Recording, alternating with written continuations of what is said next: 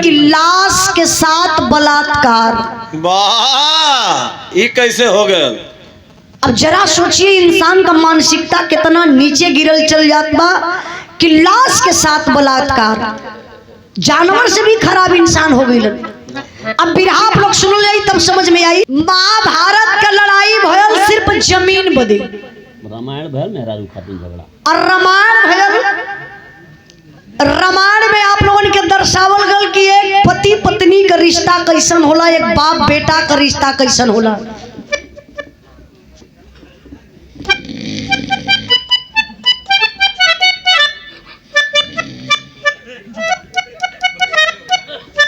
सुर मिला बोल जाता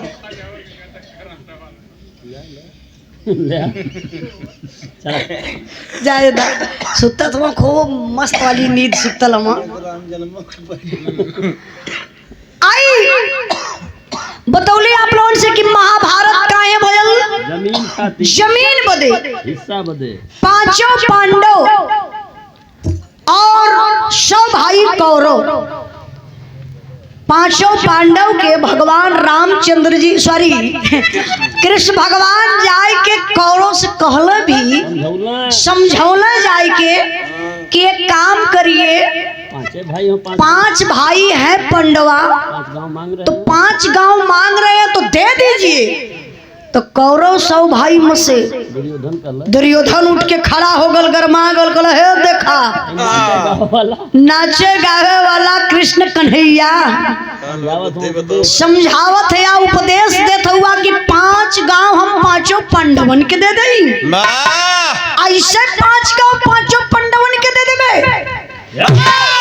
जब तक लड़ाई ना हुई, महाभारत ना हुई, सुई के नोक भर जमीन ना दे 5 पांडवन के। ए भैया तो कहा जाला कि जकरे रथिया पर मुरारिये बैठल हुआ ओकर का कोई बिगाड़ी। कौरवन के समझ में ना आयल बतिया, विनाश काले विपरीत बुद्धि ना समझ पौले बाबू। महाभारत हो गयल, जब महाभारत हो गयल ये हम बिरहा भी गौले बनी हमरे यूट्यूब चैनल पर, आप लोग जाके सुन भी लिया, उजाला यादव ऑफिशियल पर हमारे चैनल पर आप लोग सब्सक्राइब कर लिया। एक बिरहा जल्दी का गौले बनी। लेकिन महाभारत जब हो गयल, कुछ जने मरा गयल हूँ 5 पांडव साथ में रानी द्रौपदी। अब चलन हमा बाबू पर्वत पर गले बदे, और जब गले चलत हुआ मास्टर साहब तो होत का बा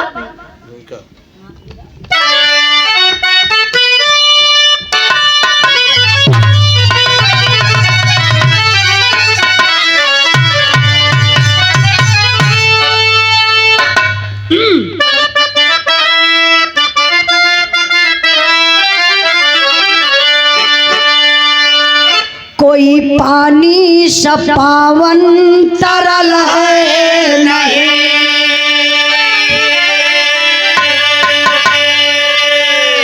पानी जीवन है पानी में ढल जाएगा।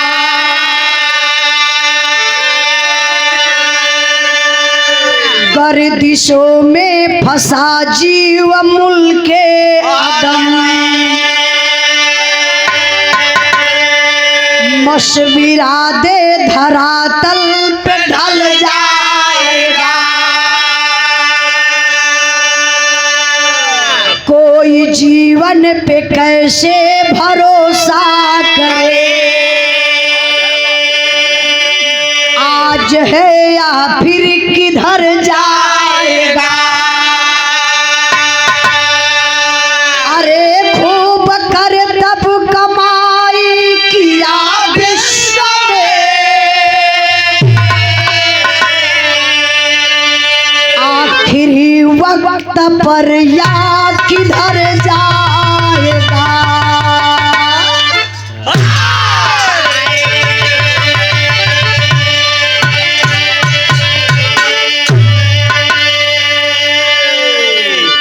खूब करतब कमाई किया विश्व में, आखिरी वक्त पर या किधर जाएगा। इंसान का जिंदगी जानत या काबा संजय भैया इंसान का जिंदगी पानी का बुल्ला बा। जैसे बारिश होला बड़ा बड़ा बुल्ला पड़ला तुरंत खत्म हो जाला, वही तरीके से इंसान का जिंदगी चलत बा, कब कहाँ खत्म हो जाई आप लोगों के खुदे न पता। और हम गावत हिला गौता कहीं मर जाई। एक आध दिन देखे के भी लला डांस करत इंसान मर गल बा। एक जने गावत पे गिरल रहना भाई जल्दी है। वो बात सही बा, लेकिन इंसान का जिंदगी पानी का बुल्ला बन गले बाबू। पांचों पांडव चलने पर्वत पर गले बदे, जब गले बदे चलल हुआ मास्टर साहब आवा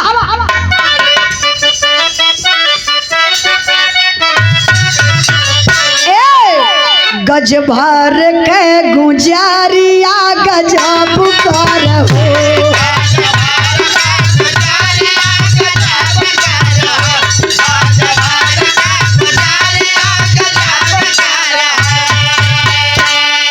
भाव पर ध्यान दे, कहना बका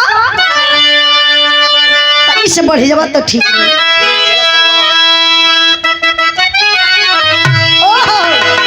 चला स्वर्गवा में तो क्या बोलवल देवता,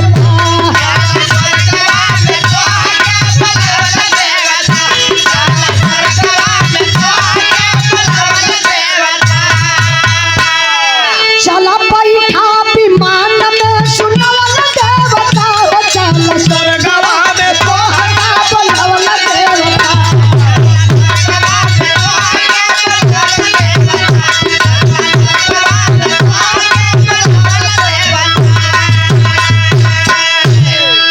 कबहू न झूठ बोलल रहल सत्यवादी। चला स्वर्ग लोक खूब कारी आजादी,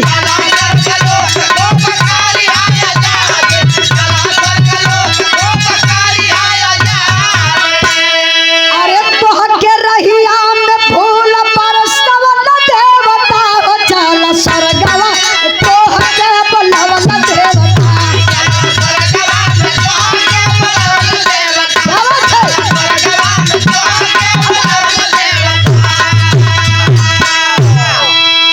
ध्यान नहीं बाबू।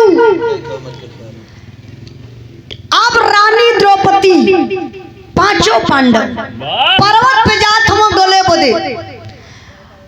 रानी द्रौपदी भी गल गई, अर्जुन भीम नकुल सहदेव इहो चारों भाई गल गईलन। नंबर आ गल युधिष्ठिर जी के। युधिष्ठिर जी पर्वत पर चल जात हो, लेकिन युधिष्ठिर जी गलते ना हो। युधिष्ठिर जी के नीचे अंगूठा गल बा, खाली सिर्फ अंगूठा गलल बा, बाकी शरीर एकदम सेफ बा, गलते ना हुआ। तब तक बाबू आकाशवाणी हुई, युधिष्ठिर आपको इस पर्वत पर गलना नहीं है। युधिष्ठिर जी कहला आखिर काहे बदे हमके ना गले के बाद पूरा परिवार गल।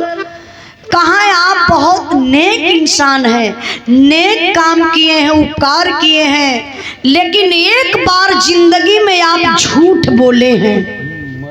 आप लोग भी ध्यान दीजिएगा, आप लोग भी हजारों झूठ बोले होगा। एक बार आप जिंदगी में झूठ बोले हैं, मरो नरो कुंजरो कि अश्वत्थामा मारा गया। आप झूठ बोले हैं, उसी के चलते आपका नीचे अंगूठा गला हुआ है। बाकी आप स्वच्छ इंसान है, आपको सीधे सीधे स्वर्गलोक चलना है। इतने में बाबू एक विमान आयल, और जब विमान आयल मास्टर साहब तो भयल का तर्ज बदल गई।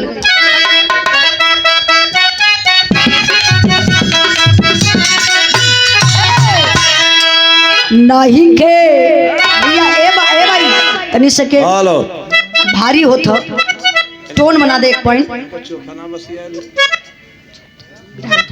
ए भैया के सुनो था गनवा हो बंद कर दिया कहना आप सुनो थोड़ा बाद में सुन लिया भी नहीं तो लीड लगा ला। हेलो ठीक बा आवा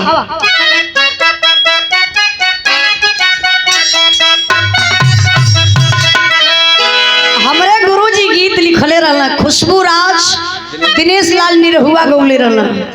ओ समय बुढ़वा लोग खूब सौखल न हो। वाह दादो बैठल हुआ, दादा नाराज मत हुई है। वैसे काहे के नाराज हुई है? दादो लोगन का जमाना रहा, तब का इहो लोग अपने जमाना में ना हाँ प्यार करत रहना। दादा लोग भी प्यार करें। तब का अक्को ऊख अरहर नहीं है छोड़ ले उखिया रहरिया का करता ना तोरा ना जाए के नहीं। दादा लोगन का भी जवानी दादा नाराज ना होबा ना ना बचपना याद धरावा तू। दादो लोग अच्छा यो लोग डरवार उड़वार कुदले हुई है ना। तब का पहले बड़ी रिस्क रहा भैया, पहले प्यार में बहुत रिस्क रहा है। हाँ लोकेशन ना मिल पावे। काय से मोबाइल का जमाना तो दादा का तो हाँ सही बात है संजय भैया सुन ला। पहले मोबाइल का जमाना ना रहे, चच्चा लोग दद्दा लोग आजा लोग प्यार जब करत रहना है पोखरा हो रहा है इससे बताओ। तो जे पढ़ल लिखल रहा है तो लेटर वोटर से काम चलाए ले। अब एक पार्टी पढ़ल बैठे पढ़ल ही ना बात तो दूसरे के तनी हमारे लेटर आयल पढ़ देता पढ़ दे तू के पढ़ाई। शिवानी में ले जा। पहले के लोग जो पढ़ल लिखल रहे वो लेटर से काम चलावे, अजी अनपढ़ गंवार रहल उ प्यार कैसे करत रहल जानत हो चच्चा? हाँ खुरपा से निशान मार चल जाए। कहाँ आए वही टंकी के पीछे बैठल रहा। अच्छा मान लो वही निशानवा पे दूसर क्यों चल गल तब तो हो ही लाता मुक्की शुरू जे जबर परिते रही। ए चच्चा कर मतलब रिस्क रहा है पहलो बहुत खतरा रहा। तो एक पहले के अपेक्षा जब प्यार सही हो गल हो। अरे भैया अब तो फिट हो डायरेक्ट एकदम ये ना हमारे ऑनलाइन हुआ नीचे फोन लगा था 3 ठे 4 ठे सतवा भजा हुआ ना जा तोहरो मर्डर जल्दी होई। सही कहा था एक लाकिट 4-6 लड़किन के दहले बटे वो फंस गए है समय भैया लाकिट प्रतापगढ़ में फंस गई। फंस गए। आई ये गीत लगल बा ए मास्टर सतन झटके में रहे।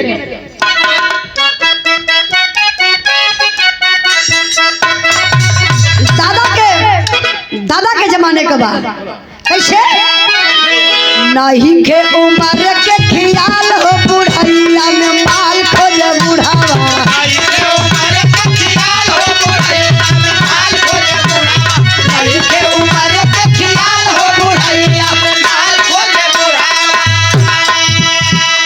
भाव पर आप लोग ध्यान दे उतर रहा है। ए फूलावा का होला बरसात हो सोरगवा में पार पौला राजा।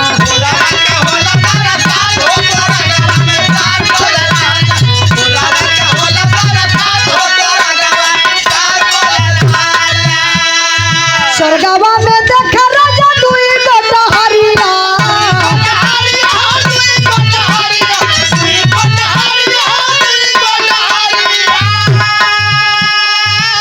ये कठे न रखा के स्वर्ग का कोठरिया।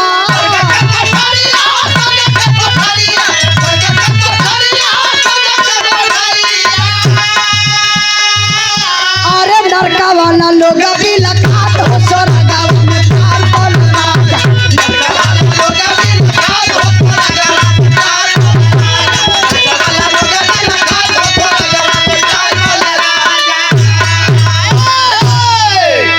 विमान आयल युधिष्ठिर जी विमान में बैठलन सीधे सीधे स्वर्गलोक गइलन। स्वर्गलोक में बड़ा प्यार दुलार मिलत बा, बड़ा आदर सत्कार होत बा, फूल माला से लोग सत्कार करत हुआ। एक सिंहासन मिलल युधिष्ठिर जी के बैठे बदे। अब युधिष्ठिर जी ऐसे पैर पे पैर चढ़ाई के वही स्वर्गलोक में बैठल हुआ।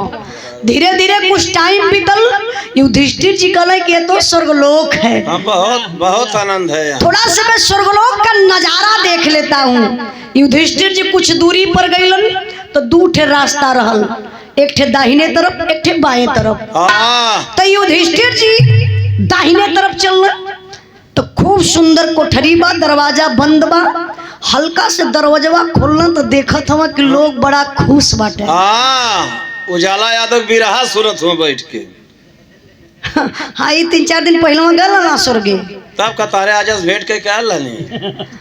अब कोठरी का दरवाजा खोलन तो लोग बड़ा खुशहाल खेलत कूदत खात पियत एंजॉय करत हुआ। युधिष्ठिर जी कहला वाह वाह स्वर्गलोक वाह, क्या मजा है। कितने लोग मस्ती में जी रहे हैं। आपका दारू भी चलत रहा वहाँ। ठीक है नहीं कर रहा पैसा है जाके वसीला न वहाँ।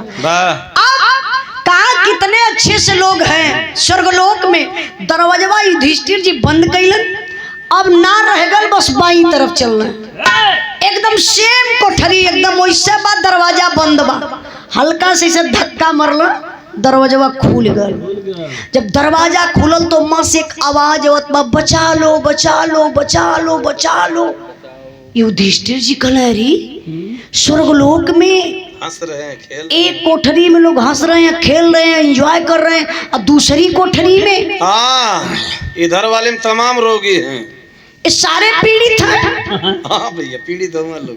केहू का हाथ कटल, केहू का पैर टूटल, केहू का सर फूटल, केहू तकलीफ में, अनेकों प्रकार का तकलीफ में लोग वही नरक में पड़ल हवा। युधिष्ठिर जी समझ ना पौलन, दुई कोठरी एक में लोग हंसत हवा, एक में लोग काहे पीड़ित हवा। युधिष्ठिर जी अइले वही सिंहासनवा पे बैठ गइलन, यमराज जी के बोलौलन। यमराज जी के जानत हुआ? हाँ भगवान का दूत, जौन पहले भैंसा से चलत रहने, अब ये समय जोगी बाबा के साढ़े से चलत हूँ। कुल बतिया तो से बतावा लकी है बताओ मैंने महोदय, इतनो मत हमार पार्टियां बिगाड़ा। हाँ अब भगवान का दूत यमराज जी, यमराज जी के जब बोलौलन युधिष्ठिर जी तक कहलन, का कहला मास्टर साहब?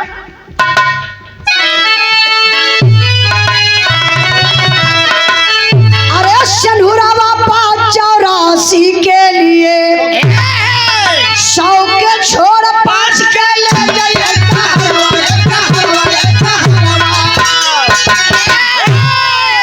12, 13, 26, 16, 25 बनेगा अभिरंगुला, 20 बनेगा 3, 4 जबकि 13 की छलकी आप 82 के टूटे ना खो जाएगी अब्दुल किताब। बात में क्या जवाब दोगे, उत्तर मांगेंगे नवाब।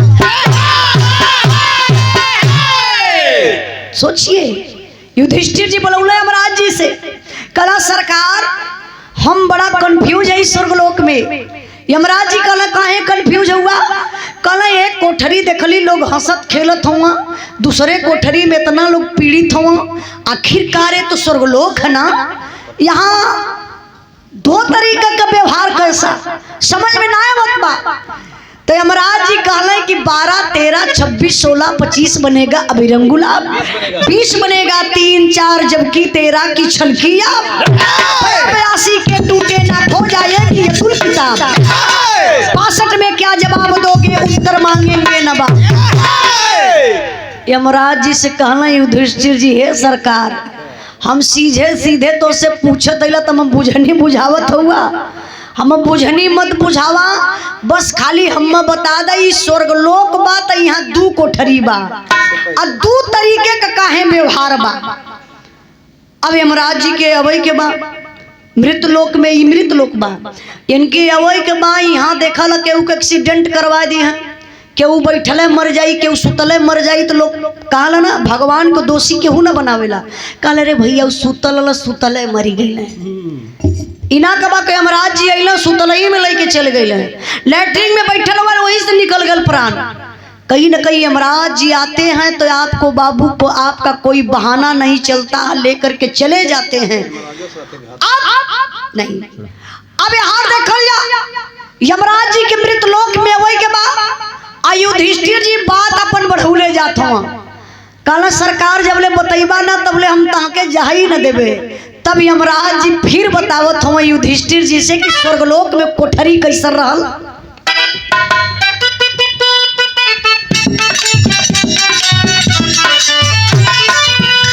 और जैसन लोग करत कमैया आगे उतरी, हाँ हाँ आगे उतरी, नहीं छोड़े समैया आगे उतरी, नहीं छोड़े समैया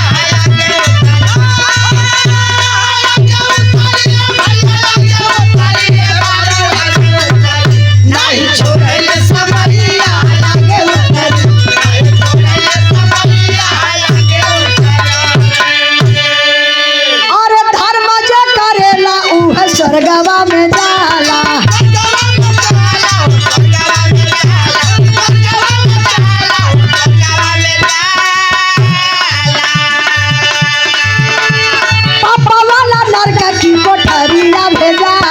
कोठारिया भेजाला कोठारिया भेजाला कोठारिया भेजाला कोठारिया भेजाला और विधाना से लागी नहीं कौनो भैया आगे हाँ हाँ आगे उतर नहीं छोड़ले समैया आगे उतर नहीं छोड़ले समैया आगे उतर नहीं छोड़ले समैया आगे उतर यमराज जी कहलन धर्मराज जी से जैसन करे लोग करतब कमैया आगे उतरी नहीं छोड़े ले समैया आगे उतरी कले सरकार आप ना बुझत है ई स्वर्गलोक बा दू तरीके के व्यवहार ए लिए होत बा जे नेक काम करेला ओके स्वर्ग प्राप्त हो जाला यहाँ अइले के बाद जे गलत करेला ओके नरक वाली कोठरी मिल जाले कहला यमराज की यहाँ ऊपर सीसीटीवी कैमरा लगल बा बिरहा के सुनने वाले भैया बाबू आप लोग भी गलती करेला ये बिरहा भले महाभारत का बा लेकिन आप लोग अपने ऊपर लेके सुनी है कभी कभार आप लोग भी गलत करेला माई से चोरी करबा बाप से छुपाए लेबा समाज से छुपाए लेबा लेकिन वो पति परमेश्वर से ना छुपाए पैबा वहाँ सीसीटीवी लगल बा वो कैमरा में कैद होत हुआ वाह जोली प्रयागराज में नागा लोग गए ये लोग के का होई अब तू ही बता सकला टेम्पो उम्पो खींच देते रहने लोग बिरहा पर ध्यान नहीं का जैसन करे लोग करतब कमैया आगे उतरी नहीं छोड़े ले समैया आगे उतरी ए चच्चा चच्चा चच्चा टोपी वाला चच्चा अबे ना टोपी कोटेदार चच्चा 5 मिनट बैठा 5 किलो तो मारी दे। बिरहा पर ध्यान दई बाबू अब धीरे धीरे समय बीतल और तब ले युधिष्ठिर जी कन्नी गहिया ऐसे ऊपर आ चल गई वाह स्वर्गलोक में तराजू युधिष्ठिर जी बड़ा कंफ्यूज भइला कहला कि अरे ये तो स्वर्गलोक है ये स्वर्गलोक में तराजू ये पक्का तौलल जाला फिर यमराज जी के बोलो कहला ए महाराज यहाँ बा ई स्वर्गलोक बा यहाँ तराजू कैसन बा मुर्गा के दुकान रहल भैया वहाँ ये सार जाके वहाँ काटत रहने तब यमराज जी कहला काला ई तराजू ये लिए रखल गइल बा पाप पुण्य तौलल जाला अब पाप पुण्य जब तौलल जाई तब तौलाई कैसे मास्टर साहब 1 मिनट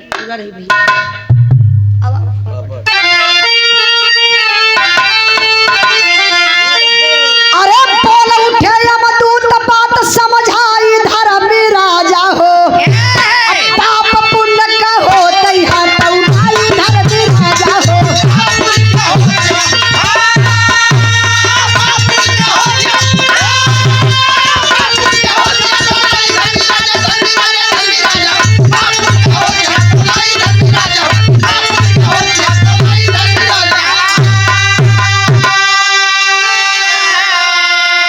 पाप पुण्य पढ़ा के ऊपर होई अगर बराबर हो उसे निवारण करते हैं यमराज सत्य चराचर हो अरे काय पतड़ी पोछ पकड़ाई धर्म राजा हो अजय पार हो जाई है स्वर्ग में जाई धर्म राजा हो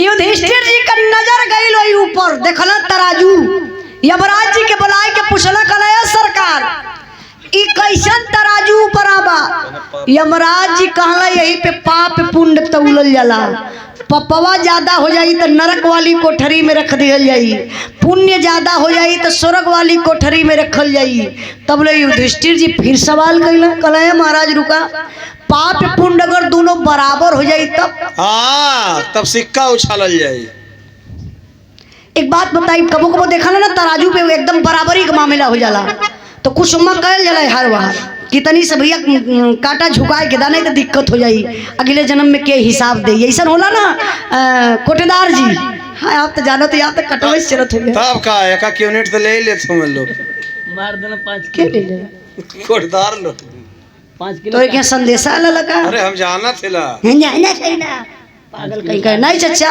5 यूनिट आप लोग अन्नदाता हैं, बहुत मेहनत करीला कोटेदार जी। तब का मुंह से लेनी उड़ी कुल जोक देने लोग। अच्छा इनके शर्म ना लगत है, अब वो कोटेदार लोग बीन के पछोर के तब दी हैं जवन हो तो सरकार की तरफ से उभय देवाई, चाहे जैसन रहना सरकार बिचवा में नमक तैसन मिलत रहा को पत्थर रहा। अब का करो कोटेदार का कौन गलती हो? टाटा नमक लिया हुआ। जब सरकार गलत देत बा तो कोटेदार जवन हो तो वह बटिया ना बटिया तो फिर इनके जेल हो जाई, भाई मजबूरी बा। अब आई बिरहा पर ध्यान दे, बिरहा पर मास्टर साहब कहला युधिष्ठिर जी कि पाप पे पुण्य दोनों बराबर हो जाई, तब का कल जाई? तो यमराज जी कहला यही गैया का पोंछ पकड़ाई के यही बैतरणी नदी में दौड़ा दिहल जाई, जे पार हो जाई वो स्वर्ग में चल जाई, अजय वही नदिया में रह जाई फिर ओके नरक प्राप्त हो जाई। अगर गैया डूब के मर गई साहब तब स्वर्ग में ना जाइए। तब तो भैया हमें ना तनी जानकारी हो। हाँ अब तू अपन समझ लिया, बिरहा पर ध्यान दई बाबू। अब युधिष्ठिर जी का दिमाग जो है ना घबराए लगल, कहला पाप पुण्य, अच्छा इंसान धरती पे रहेला हजारों पाप करी लाखों पाप करी पापे को रोटी खाई, लेकिन अगर ओके पापी कह देबा तो माने के तैयार ना हुई। तो युधिष्ठिर जी ऐसे हाथ जोड़ल यमराज के सामने, कहला महाराज हमके ई बता दिहल जाए कि धरती पे के कैसन कौन ऐसन कर्म करेला, कौन ऐसन गलती करेला जो ऊपर अइले के बाद ऐसन दंड भोग मिलेला। तब कुछ 60 बात बाबू यमराज जी बतावत हो युधिष्ठिर जी से, तनी सा आप लोग भी विचार कर जाई कैसे।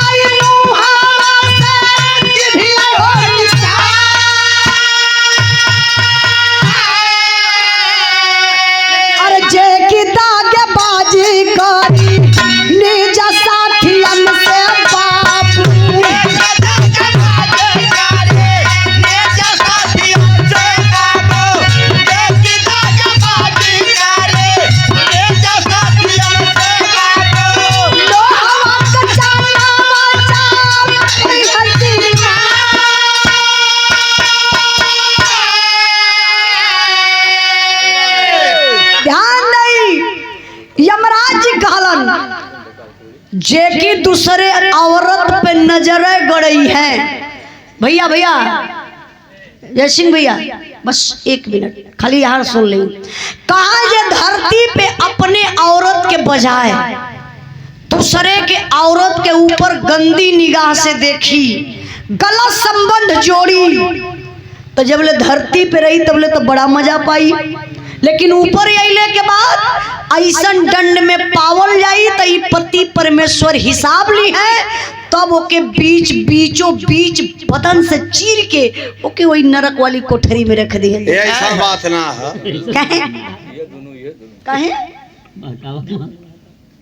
कहे ऐसा बात ना भाई। हाँ एक नेता के ना देखलू कौन नेता? मनोहर लाल धाकड़ रोडवा हिला डाले हाँ, धाकड़ कांड आप लोग जानत हो कि ना? सबसे सब ही जानत है। एमपी के ठे धाकड़ रहला, मनोहर लाल धाकड़ ऊंट लेके साथे चलत रहला। अरे धन्य प्रभु जाए दा कुल बात छोड़ा। वह कैमरावा ना लगल हल्का रोडवा पे। देखी कहा जा झूठ बोल के सब काम बनाई, ओकर जुबान काट लिहल जाई, नरक वाली कोठरी में रख दिहल जाई। जे दोस्त के साथे दगेबाजी करी, धोखेबाजी करी, ओके लोहे का चना दिहल जाई चबाए बदे। काहे तना ना जे सुरा सुंदरी के चक्कर में जाई के कोठा पर जाई, ओके खड़े खड़े आग में झुलसाए दिहल जाई, ले जाई के नरक वाली कोठरी में रख दिहल जाई।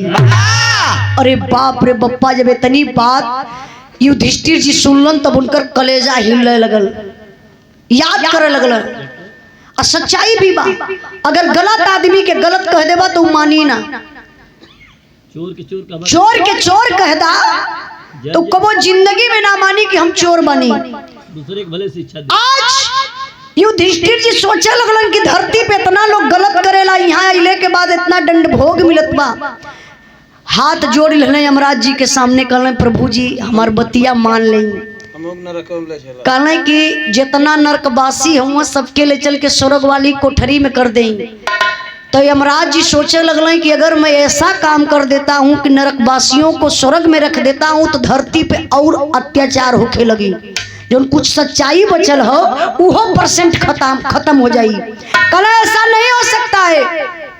तब युधिष्ठिर जी कहले महाराज जब ऐसा ना हुई तो हमारे बड़ी दया लगत हो, हम स्वर्ग में ना रहबे, हमहू कोई नरकवा में स्थान दे दी, वही नरकवा में हमहू रहबे। अरे भैया नरकवा मजा है ना, कहे ओमे रंगारंग कार्यक्रम चले, कुछ कर पाप ना लगी।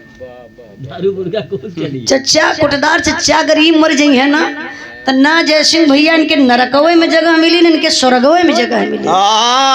वही गेटवे पे चौकी लगा के सबका हिसाब लेवे ड्यूटी रही। हाँ कि कितना जने के अलावा पर चले हुआ तू तो पर राखी लहले हुआ।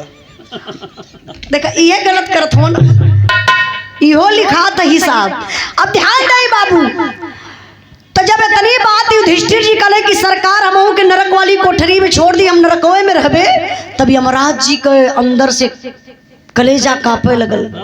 कहले कि अगर मैं नेक इंसान को नरक में रख देता हूँ तो पूरा धरती आसमान हिल जाई। तो देखी बाबू युधिष्ठिर जी का बात मान के यमराज जी करत का हूँ,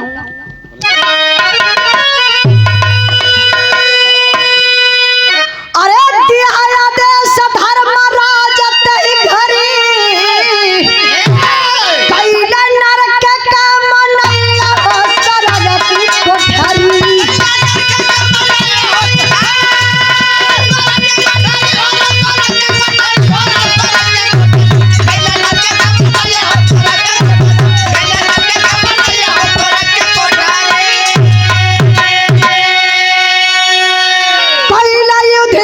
जाके स्वर्ग में भलाई, अब भक्ति वाला जोगवा के प्रेम में निभाई।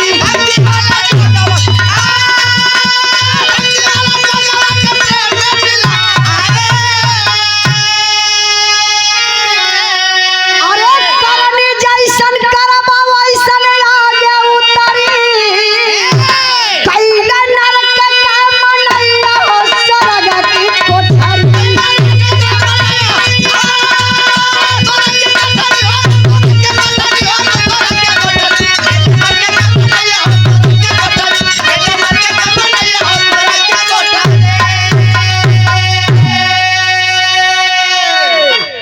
युधिष्ठिर जाके स्वर्ग में भलाई, अब भक्ति वाला जोगवा के प्रेम में मिलाई। करनी जैसन करबा वैसन आगे उतरी, गईले नरके का मनैया हो स्वर्ग की कोठरी। जितना लोग नरक में रहले युधिष्ठिर जी के कहला पर यमराज जी लिया के स्वर्ग में कैलन। हम कहिला बाबू हमार बिरहा गौले का मतलब ई भइल, हमार महाभारत से बिरहा रहल, लेकिन आज के समाज में ई जोड़ के बा। आज इंसान गलती पर गलती करत भाई, हमार बिरहा दर्शावत बा कि आप लोग गलत मत करिए। हम कहिला MP MLA बनब, नेता बनब, डॉक्टर बनब, इंजीनियर बनब बड़ा आसान काम बा। पढ़ लिख लेबा बन जाइबा, लेकिन एक इंसान बनब बहुत कठिन बात बा। इंसानियत खत्म होत बा समाज से। इंसान इंसान के देखल ना चाहत बा, भाई भाई के देखल ना चाहत बा। एक बित्ता खातिर भाई का भाई गर्दन में काट देत बा। जमाना कहाँ जात बा। हम बताइला बाबू, बिरहा के सुनने वाले भैया बाबू, अब मानव तन मिला है तो आप लोग इंसान बन जाइए, नेक काम करिए, उपकार करिए, भक्ति भजन करिए, एक दूसरे की भलाई करिए, मदद करिए। बस यही जीवन है, मानव जीवन आपका सार्थक हो जाएगा। एक बात और बताइए अपने बिरहा के माध्यम से कि कभी स्वर्ग और नरक ऊपर नहीं है ना, नीचे में बा।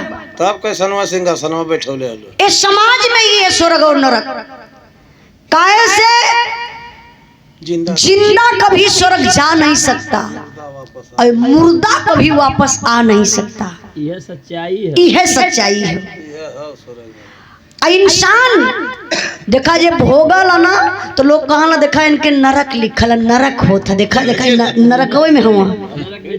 हमारे मास्टर साहब तो रोज नरक में रहन। सच्चाई होता होता ही आदमी भोगल तो काल भैया हो जियते जी देखा इनके नरक हो गल। अगर आदमी के आराम से अगर बीतत बा, कोनो दुख तकलीफ ना, तो कहीं अरे भैया ये कौनो जन्म के बनौले हुआ देखा स्वर्ग भोगत हुआ। तो भैया अगर स्वर्गे में रह के रही तो आप लोग नेक काम करिया, उपकार करिया, भक्ति भजन करिया, यह स्वर्ग बा।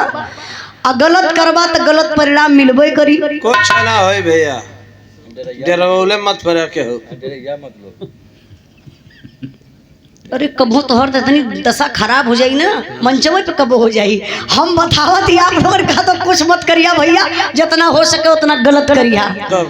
आई बिरहा हमरे आखिरी भाव बा, कुछ गावे बजावे में गलती भइल होई तो आप लोग क्षमा करने का कष्ट करिएगा।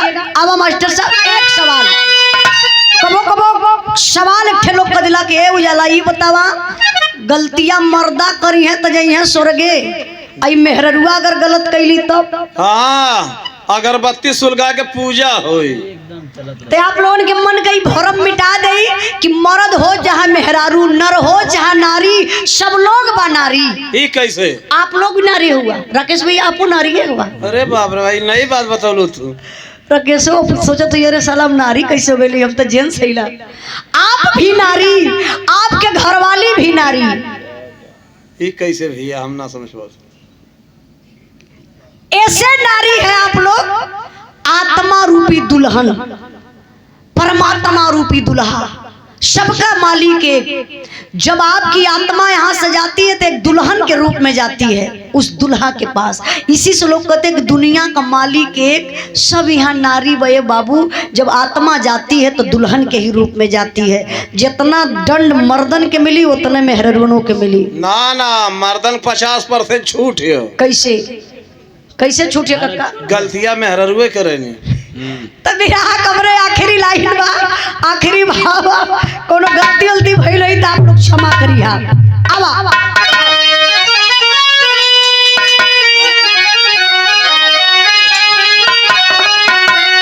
गुरु बिहारी, गुरु गणेश, गुरु राम लाल गुणकारी, स्वर्ग गए चंद्रिका कवि, मुन्ना जी बने पुजारी। के लिए उजाला प्यारे लाल के जीवन